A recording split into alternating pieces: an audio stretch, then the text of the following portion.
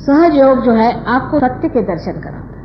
सत्य जो है, था और रहेगा, उसके मामले में कोई आप कॉम्प्रोमाइज नहीं कर सकते कि आप कहें कि चलिए माँ ऐसा ही क्यों नहीं कह देते आप जिससे काम बन जाए, इस तरह से बोल दीजिए अच्छा रहेगा, उस तरह से कह दीजिए तो अच्छा रहेगा। ऐसी कोई बात सत्य में नहीं। जो है सो है, वो इसी तरह से रहेगी। और अगर आप सत्य नहीं मानना चाहेंगे तो उसका आपको भोग उठाना पड़ेगा। माने ये नहीं कि सत्य आपको हानि देता है, लेकिन सत्य को अगर आप छोड़ दें तो आप असत्य पे उतर आए, और जब असत्य पे उतर आए तो असत्य तो हानिकारक है, वो आपको तकलीफ देगा। ऐसा भी हुआ है कि बहुत से लोग सहयोग में आए, बहुत कुछ ऊंचे उठ गए, बड़ा उन्हें लाभ हुआ, बहुत कुछ पा लिया, बहुतों को पार किया, उसके बाद उन्होंने सहयोग छोड़ दिया। उसके बाद आपने साल बाद आए कि माँ मुझे तो बीमारी हो गई, अब मैं क्या करूं। ऐसे भी बहुत से लोग होते। तो कहले अब देखो सहयोग ने हमें सजा दे दी। सहयोग ने आपको सजा नहीं दी, लेकिन अगर आप किसी की छत्र छाया में बैठे हैं और उसे छोड़कर आप बाहर जाएं और आप पर अगर बरसात आ जाए तो क्या आप कहिएगा कि इस छत्र छाया ने आपको तकलीफ दे दी? आपने अपनी छत्र छाया मिटा दी और आप बाहर चले गए। पर सहयोग में रहने से ये जो छत्र छाया है, ये आप पे अगर छाई हुई है तो ये वास्तव में आपके ऊपर उपकार है कि आपका उस छत्र छाया पे उपकार है? ये तो उस छत्र छाया का उपकार है, परम उपकार है कि उसने आपको पाया और अपने अंतर्गत रखा और आपकी छोटी छोटी बात का भी ख्याल रखा। सहयोग में जो बहुत सी बातें मिलती हैं, उसमें से जैसे मैंने आपसे बताया था कि लक्ष्मी का भी प्रसाद आपको मिलता है, और लक्ष्मी जी का प्रसाद होता है वो भी मैंने आपसे बताया कि नाभि चक्र श्री लक्ष्मी विराजती है, उनकी शक्ति विराजती है। और लक्ष्मी जी कैसी है का भी वर्णन मैंने आपसे बताया। लक्ष्मी जी जो है उसमें और पैसे वाले में महद अंतर होता है। लक्ष्मी जी कमल पर खड़ी हैं, उनके हाथ में कमल है और एक हाथ देने वाला, एक हाथ आश्रय है। कमल पे जो खड़ी होगी उस लक्ष्मी जी देखने में तो काफी भरी भक्कम दिखाई देती है। कभी आपने लक्ष्मी जी को एकदम ऐसे नहीं देखा हो जैसे आजकल की ब्यूटी क्वींस होती है, लेकिन उनकी तंदुरुस्ती काफी अच्छी होती है, क्योंकि उनको अपने अंदर बहुत कुछ ज्यादा पानी का समावेश, उनका जन्म ही पानी से हुआ ना। जिसका जन्म पानी से है उसके अंदर तो पानी बहुत होना पड़ता है, उसकी भी वजह होती है। अगर उनके अंदर पानी हो तो इतने जो चक्र चलाने पड़ते हैं, उसके लिए बफर, उसके लिए रुकावट, उसके लिए एक बीच में बचाव और कुछ नहीं रह जाता। इसलिए पानी बॉडी में होना बहुत जरूरी होता है और इस वजह से भरभक्कम होती है। और तो भी वो कमल पे खड़ी, माने उनकी वो तबीयत से इस कदर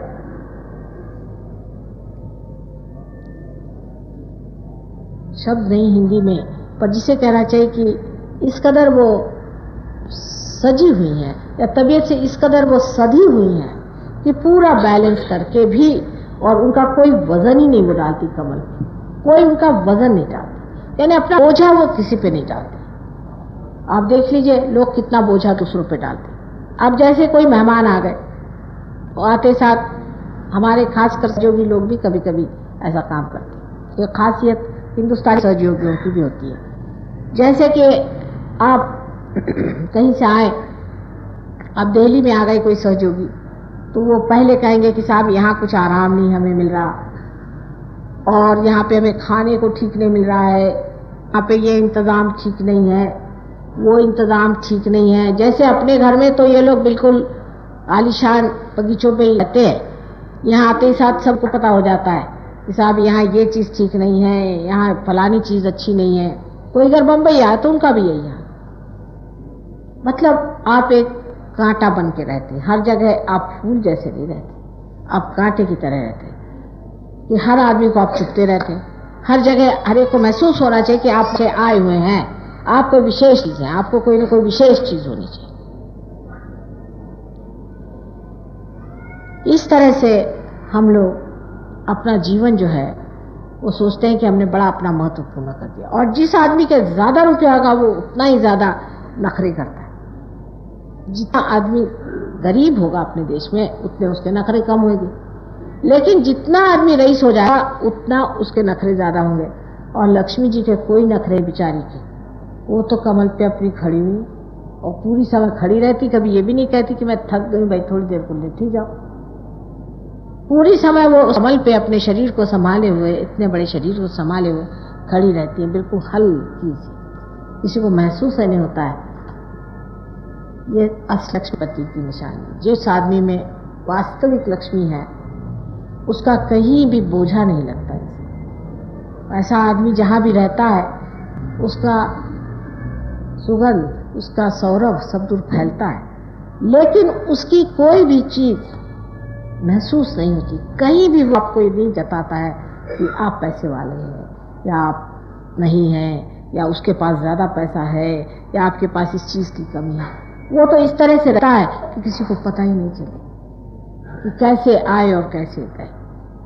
वो इस तरह से जीवन बिताता है जैसे किसी को पता ही नहीं चलता। लेकिन अधिकतर पैसे वाले तो पहले डींग बजाते घूमेंगे कि साहब मैं बड़ा पैसे वाला हूँ, कुछ नहीं तो अजीब तरह के हॉर्न लेकर के रस्म बजाते चलेंगे, जिससे वो मुड़ मुड़ के देखे कि कौन गधा चला जा रहा है। हर चीज का शो होना चाहिए, हर चीज की आर्टिफिशियलिटी होनी चाहिए। एक एक तमाशा आदमी कर देता है अपने नाम से क्योंकि वो पैसे वाला। ये लक्ष्मी जी की बात नहीं। लक्ष्मी जी बहुत ही ज्यादा एकदम ऐसी तरीके से रहती, संभली हुई, सदी हुई कि किसी को पता ही नहीं चलता। फिर एक हाथ से उनका दान होना चाहिए। वो दान भी किसी को पता नहीं होना चाहिए कि दान हो रहा है, जस्ट बह रहा है, तो जा रहा है, दे रहा है, लेने का सवाल नहीं। और दूसरे हाथ से आश्रय होना चाहिए। जो उनके आश्रित है वो सब आशीर्वादित होने चाहिए, नहीं बजाय इसके कि बहुत से अपने नौकरों को मारते हैं, पीटते हैं, ये करते हैं। नहीं, आश्रित माने उनको पूरी तरह से, जो लक्ष्मी जी के आश्रित होते हैं उनको पूरी तरह से वरद हस्त होता है, पूरा वरदान देते हैं। और उनके दोनों हाथ में कमल होते, कमल गुलाबी रंग के होते हैं, और गुलाबी रंग के कमल में ये द्योतक है कि वो प्रेम की निशानी। गुलाबी रंग जो है उनके प्यार और प्रीत की निशानी है। वो अपनी बिल्कुल ही नाजुक पंखुड़ियों में भंवरे जैसा कांटे वाला प्राणी होता है, उसे भी स्थान देती है। कहीं से भी चला आए उसे रहने के लिए इंतजाम रहता है, हर समय उसके लिए इंतजाम रहता है। ऐसा आज तक मैंने कोई पैसा वाला नहीं देखा कि उनके दरवाजे कोई भी चला तो कहे अच्छा भाई तुम्हें कोई जगह नहीं, आओ मेरे यहाँ सो जाओ। वो तो 4-4 दरबान ला के रखेगा कि कोई अच्छा भी भला आदमी हो तो उसको पीछ के निकाल के भगा दे। इस प्रकार हमारे अंदर जो लक्ष्मी जी का तत्व है वो हमारे नाभि चक्र में है, जिसके बारे में मैंने आपसे बताया था। जैसा वो है वैसा ही है, उस तत्व को हम बदल नहीं सकते। बाहर का सब कुछ आप बदल दीजिए, लेकिन उसका तत्व जो है वो वही बना। तत्व ना बदल सकते हैं, ना ही उसको आप किसी तरह से कोई उपदेश दे सकते हैं, और ना ही उससे कोई आप झगड़ा कर सकते। जो तत्व है वो तत्व ही बना है। अगर आपको तत्व पर रहना है और आपको अपने साथ ही ईमानदारी बितानी है तो आपको जानना चाहिए कि सत्य जो है वो सत्य ही रहेगा, आप उसको बदल नहीं सकते। अब बहुत से लोग कहते हैं क्या हुआ माता जी, हमारा पैसा ब्लैक का है तो क्या हुआ, हमने बड़ी बड़ी यहाँ पर इमारतें बनाई हैं गरीबों के लिए, और हमने बहुत से मंदिर बना डाले। सो बात यह है कि गरीबों के लिए मंदिर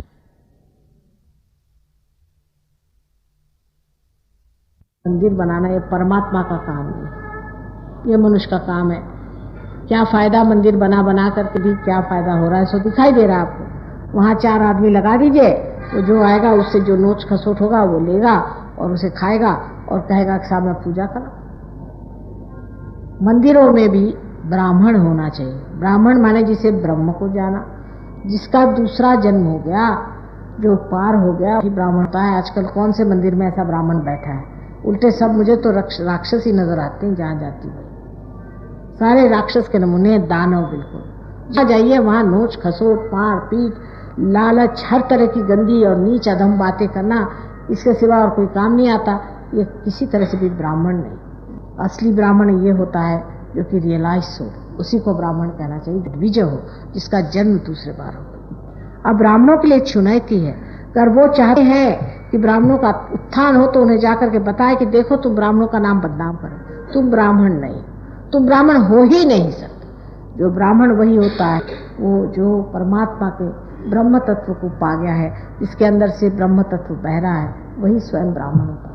और नहीं तो इस तरह से सारी जाति का बड़ा भारी उपमर्द हो जाएगा और सारी जाति ही बदनाम हो जाएगी।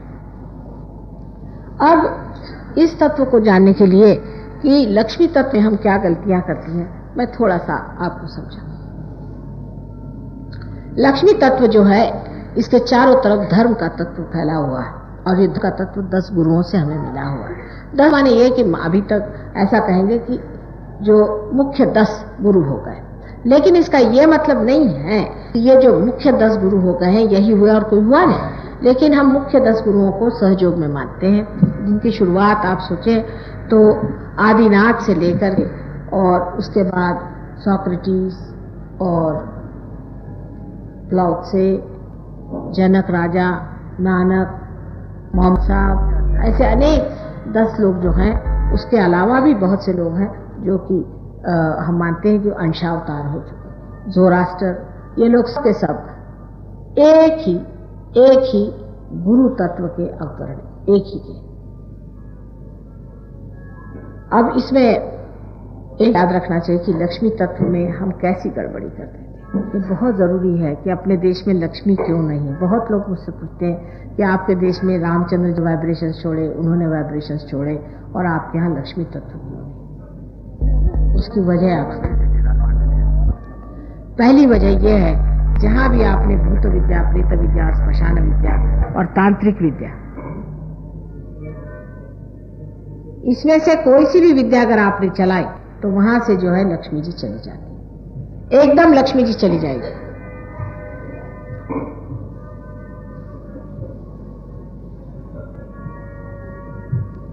आप अगर कोई सी भी विद्या चलाए, तंत्र विद्या चलाएं, यानी कोई सी भी भूत विद्या, प्रेत विद्या, श्मशान विद्या आदि, ये कोई सी भी विद्या अगर आप चलाएं तो आपकी जो लक्ष्मी की शक्ति वो खत्म हो जाए। जैसे आपसे बताया, हमारे यहाँ एक साहब आते थे उनकी दुकान और उनकी दुकान बिल्कुल नहीं चलती थी। तो मैंने कहा अच्छा आप अपनी पत्नी को लेके आइए। जब उनकी वो पत्नी को लेके आए तो देखा कि साहब उनकी गृह लक्ष्मी जी जो थी वो बिल्कुल भूतनी बनी हुई थी, के अंदर इतने गंदे विचार चल रहे थे। मैंने उनसे पूछा भाई तुम किसके पास जाती हो, कोई तांत्रिक के पास जाती? नहीं, कहले तांत्रिक तो नहीं, लेकिन हमारे गुरु है वो। मैंने कहा अच्छा तुम्हारे गुरु क्या करते हैं? और जब उन्होंने बताया कि वो हमसे क्या क्या करवाते, मैंने कहा बाबा रे बाबा ये तो पक्का तांत्रिक है। और इसीलिए औरत फंस गई। फिर वो निकाले पीपर पर के उन पे जो चढ़ाए थे वो, उसके बाद उस आदमी की इतनी उन्नति हो गई कि उसको खुद आश्चर्य होगा कि जो लोग भी हमारे दुकान पे नहीं आते थे वो लोग आने लगे और लक्ष्मी जी इस तरह से आने लगे। अब अपने देश में देखिए कहाँ कहाँ गरीबी है ज्यादा। केरला में बहुत ज्यादा गरीबी। मैं केरला में गई थी, मुझे बड़ा आश्चर्य हुआ कि केरला में लोग सारे मुर्दे जो है घर के पास ही गाड़ते हैं, घर के साथ जहां मरते हैं वहीं गाड़ देते हैं। दूर जाने की जरूरत क्या है, वहीं गाड़ दिया, चलो काम खत्म। नहीं आवाज आ रही? हाँ अच्छा,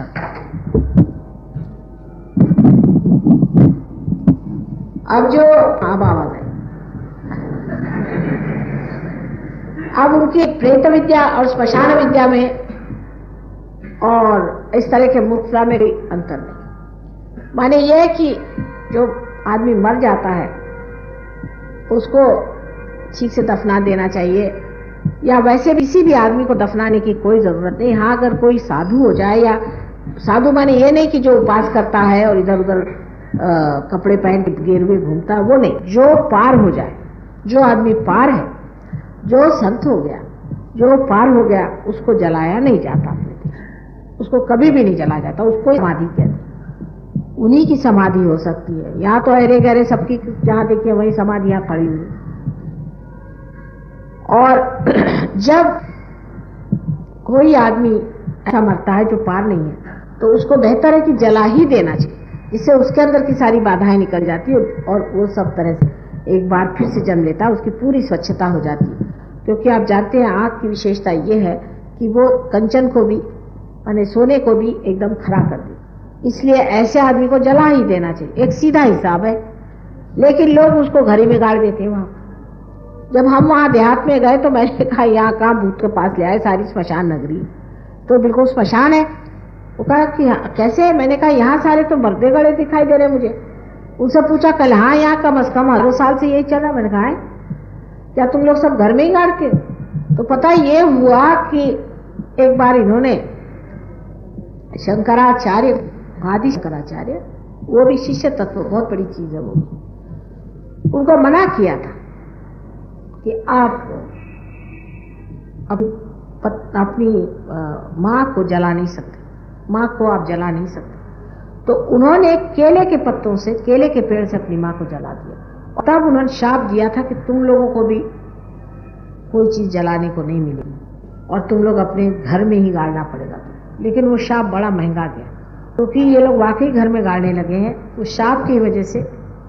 और वहां पर इस कदर स्मशान भूमि है कि वहां गरीबी जाना मुश्किल ही है।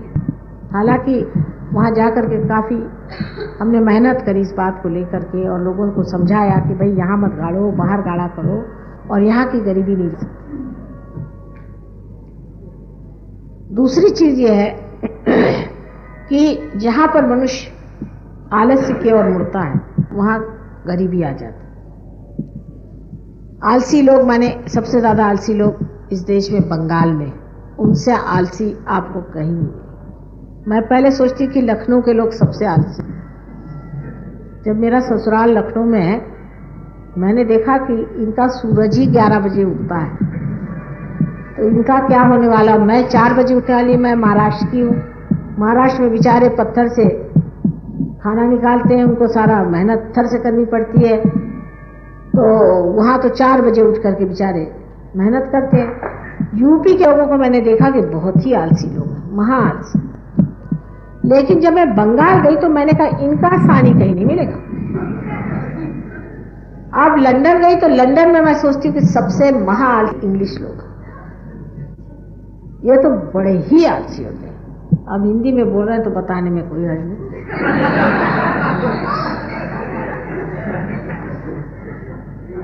आप विश्वास नहीं करेंगे कि ये लोग रात में ही मुंह धोकर सोते हैं। और वहाँ ऐसे लोग होते हैं, वहां पर ऐसे भी लोग हैं जिन्होंने 1-1 साल नहाया नहीं। मुसलमान तो जुम्मे के जुम्मे नहा ही लेते हैं, ये उनसे भी बढ़ 1-1 साल। और वहां पर सवेरे अगर आपने किसी को उठा दिया, 9-10 बजे के करीब अगर आपने किसी को उठा दिया, तो आपसे बढ़ के पापी, दुष्ट, राक्षस कोई, यानी इससे बढ़ के वहां कोई पाप ही नहीं है कि आप किसी आदमी को सवेरे जगा दीजिए। और 10 बजे मतलब 12 बजे से पहले उठना उनके लिए बड़ी मुश्किल चीज है। पर आप नौकरी में करते क्या, तो जैसे बिस्तर में सोते हैं वैसे उठे, उन्होंने अपनी वो चढ़ाई जीन और दफ्तर, वहां जाकर के बाथरूम जाना वगैरह सब वहां। नहाने से तो कोई मतलब ही नहीं है आपको, और ब्रश भी करने की जरूरत है, रात में कर लिया काम खत्म। और हिंदुस्तानियों का उल्टा हाल है कि वहां पर भी रोज सवेरे नहाएंगे और उसी ठंड में निकल जाएंगे और उसके बाद उनको कैंसर हो जाएगा। और अगर उनसे कहा भाई रात में नहाया करो और सवेरे ब्रश कर लिया करो, माता जी आप ऐसा कह रहे हैं। मैंने कहा हाँ भाई मैं तो ऐसा ही कह रही हूँ और ऐसा ही करूँ। तो कहले आपका क्या? मैं तो कहीं बाहर थोड़ी नहीं जाती हूँ, मैं तो घर में रहती हूँ, तो मुझे मेरी बात और है और मेरे कुछ थोड़ी होने वाला है। लेकिन तुम लोगों के लिए ठीक है कि जैसे ही यहाँ पर इतनी ठंडक है, या तो सवेरे उठ के 4 बजे नहा लिया करो और फिर ठंडे पानी से नहा लिया करो और उसके बाद तुम बाहर जाए। वैसे भी गर्म पानी से नहा कर बाहर जाना बहुत गलत चीज़ है, चाहे यहाँ हो चाहे कहीं। उसके बाद हमेशा ठंडे पानी से नहा लेना चाहिए। गर्म पानी से नहाने के बाद भी हमेशा ठंडे पानी से नहाते रहिए तो आपको जुकाम सर्दी कभी नहीं होती। अब एक ये छोटी सी बात है, लेकिन वो भी उन लोग करना बड़ा मुश्किल है, इतने आलसी होते हैं और हमेशा थके रहते हैं। अब ये जनाबे लोग यहाँ पर आए हुए, दिन भर पड़े रहेंगे, दिन भर सोते हैं और दिन भर खाते हैं, और अगर पूछे शाम को तो हम थक गए। क्या भाई किया क्या आपने? ये तो सो के थक जाते, तो जागने से इनका क्या हाल होगा, भगवान जागे। लेकिन अपने देश में आलस भी बड़ी कमाल की चीज, और आलस से खोजने के तरीके, लेबर सेविंग डिवाइसेस जो है वो भी 25। बंगालियों से जाकर पूछे, बंगाली लोगों का ये हाल है कि अगर आपको 12 बजे तक कोई चीज खरीदनी है तो खरीद लीजिए, 12 बजे से 3 बजे तक सब दुकानें बंद, और आप दुकान बाहर ताला लगा हुआ है और अंदर से खर्राटे सुनाई देंगे आपको। और वो 5 बजे तक भी बहुत सी दुकानें नहीं खुलती, यानी 12 बजे से लेकर 5 बजे तक कोई दुकान नहीं खुलती। वहाँ काफ़ी दुकानें ऐसी हैं जो खुलती ही नहीं है। 12 बजे तक आप चाहे कुछ भी खरीदें। और दूसरी बात यह है कि वो इतने आलस्य में लपटे हुए हैं कि वो इसलिए समझते ही नहीं है कि और भी कोई दुनिया है, क्योंकि जब आपके पास टाइम ही कम होएगा तो आप दूसरों को क्या देखेंगे, आप लोगों को क्या समझेंगे, क्या दूसरों से क्या सीख सकते हैं। उनको ये मालूम ही नहीं कि और भी कोई दुनिया है, उनके लिए बस हम सब कुछ हो गए। बंगाल जैसा महादेश जिसमें इतने महान काम हो गए हैं, देवी जी ने साक्षात वहाँ कितने कार्य करे हुए हैं, लेकिन आज तांत्रिकों के आहार में पड़ गया, बिल्कुल तांत्रिक चारों तरफ से वहाँ छा गए, ऐसे छाए हुए हैं कि क्योंकि आलसी लोगों को और कोई धंधा नहीं, जा करके अपने मुकद्दर पूछे, भाई जब कुछ करने का नहीं तो आप हाथ दिखाएंगे कि बताओ क्या है। इस तरह से वहाँ तांत्रिक बहुत इकट्ठे हो गए, जो बताते रहते हैं कि तुम्हारे फलाना होएगा, तुम्हारा बाप मर जाएगा तो तुमको बहुत पैसा मिलने वाला है, और तुम्हारे एक्सीडेंट हो जाएगा तो तुमको बहुत रुपया मिलने वाला है। पर ऐसी लोगों के वहाँ से, और इस वजह से ऐसी जगह में कभी भी रुपया पैसा नहीं आ सकता। लक्ष्मी हमेशा जो है मेहनत कमाई जाती है। लक्ष्मी जी संसार में आई थी तब आपको मालूम है कि सुर और असुर सब ने मिल करके मेहनत की, तब जा करके लक्ष्मी जी संसार में पधारी। तो जो लोग मेहनत नहीं करते हैं उनके लिए अगर लक्ष्मी आ जाए तो वो बेकार जाए। जैसे कि कोई आदमी है बड़ा रईस है, उसने अपने सब बच्चों के लिए रुपया इकट्ठा कर, दान धर्म के नाम से तो 1 पैसा देंगे नहीं, वहाँ नहीं, अपने बच्चों के लिए जवाहरात खरीदो, फलाना खरीदो, ये करो। जब बाप मर गए तो वो इसी पे लगे रहते हैं कि कम से कम पैसे में इनका दाह कम हो जाए, अच्छा ही है, और कहीं समुद्र में फेंक दो इनकी, ठीक है, गए एक बार। फिर पैसा ले करके और हर तरह का ऐप, हर तरह की गंदगी उड़ आ जाती, मुफ्त का पैसा। बगैर मेहनत के कोई भी चीज़ इंसान को जब मिलती है उसकी कदर नहीं रह जाती, और इसीलिए सहयोग की भी किसी को खास कदर नहीं रहती, खास कर हिंदुस्तान में, क्योंकि इनको मेहनत नहीं करनी पड़ती, बेचारों को वहाँ बाहर बहुत मेहनत करनी पड़ती है, इसलिए उनको कदर है। आप लोग चट से पा लेते हैं क्योंकि इस पुण्य भूमि में पैदा हुए हैं। आपकी माँ बहुत बहुत आप पर मेहरबान है, माने मैं नहीं, ये आपकी भारत भूमि, तो आप उसके सहारे और बहुत कुछ पा लेते हैं और उसके बाद उसकी आपको कदर नहीं। ये बात बिल्कुल सही है। अपने यूपी के लोग क्यों इतने आलसी हो, उसकी वजह यह है कि यूपी में गंगा और जमुना इतना वरदान दिया है कि वहाँ की ज़मीन जो है इतनी अच्छी ज़मीन है, इतनी सुपीक ज़मीन है कि उस ज़मीन में आप सिर्फ बीज डाल दीजिए निकल आएगा। और इस वजह से वहाँ के लोग ज़रूरत से ज़्यादा आलसी हो गए, क्योंकि मेहनत करने की कोई ज़रूरत नहीं। कुछ भी आप कहिए कि चलिए साहब ज़रा सा घूम आए, गए अमा यार बैठो अभी तो आए, सारा दिन उनका यही चलता रहेगा कि साहब आए लखनऊ, कहने लगे कि हमने कहा कि आपको पूना नहीं जाना, आपकी बहन वहाँ, कह लग जाना तो है भाभी पर बड़ा मुश्किल। मैंने कहा क्या मुश्किल साहब, मैं आपको टिकट निकलवा दूंगी, आप चाहिए तो आपको में बिठवा दूंगी, और क्या चाहिए। कह लेकिन लाख में ठंड लगी तो अब उठाइए और खोलिए बिस्तर और रजाई निकालिए, तवालत नहीं तो क्या। वहाँ के एक एक आलसियों के वर्णन है, हालांकि हमने भी बहुत देखे, लेकिन वर्णन है कि एक बार वहाँ पूछा गया कि भाई तुमसे जो सबसे ज़्यादा आलसी हो एक कदम आ गया, बहुत से आलसियों को बिठाए, तो सब लोग आगे आ गए, एक पीछे रह गए। उन पूछा भाई आप क्यों नहीं आ गया है, कि ये तवालत कौन करे कि आ गया है।